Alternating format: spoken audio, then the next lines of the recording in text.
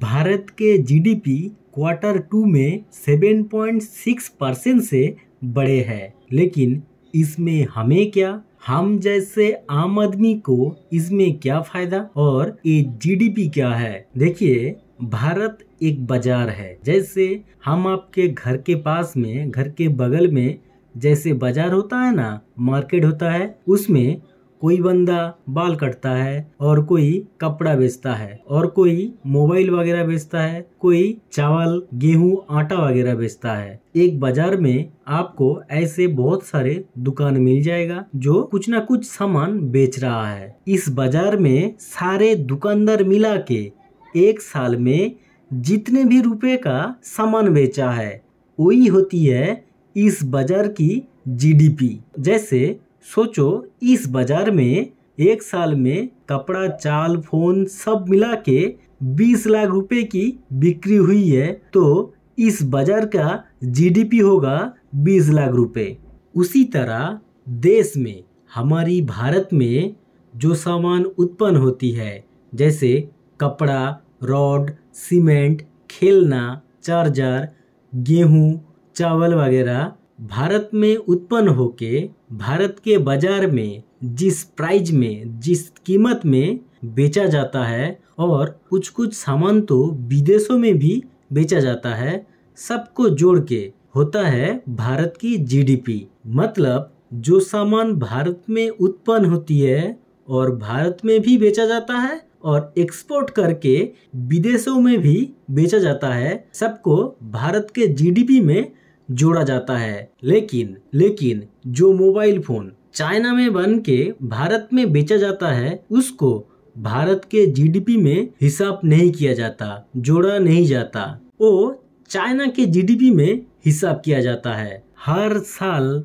सारे देश की जीडीपी निकाला जाता है। ये देखा जाता है जे इस साल कौन सा देश की खरीद बिक्री यानी जीडीपी बढ़ा है और कौन सा देश की खरीद बिक्री यानी जीडीपी घटा है।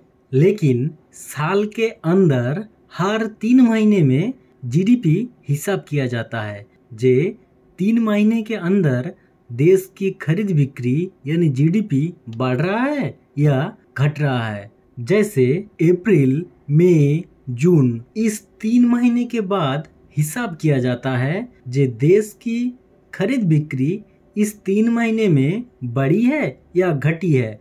इसको क्वार्टर 1 कहा जाता है। इसके बाद अगला 3 महीना, जुलाई, अगस्त और सितंबर, इस 3 महीने के बाद फिर से हिसाब लगाया जाता है देश की बिक्री यानी जीडीपी बढ़ रहा है या घट रहा है। इसे क्वार्टर 2 कहा जाता है। इसी तरह अगले 3 महीने के बाद, जैसे अक्टूबर, नवंबर और दिसंबर महीने के बाद फिर से हिसाब लगाया जाता है, जिसे क्वार्टर 3 कहा जाता है।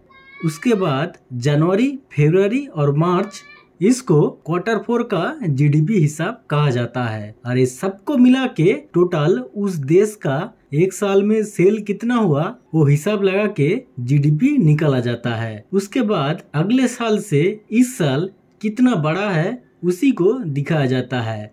जैसे 2023 में अमेरिका का जीडीपी ग्रोथ है 2.1%, ऐसे चाइना का भी जीडीपी ग्रोथ है 3% और जापान का है 1.1% और इंडिया का यानी हमारी देश भारत का जीडीपी ग्रोथ है 7.2%।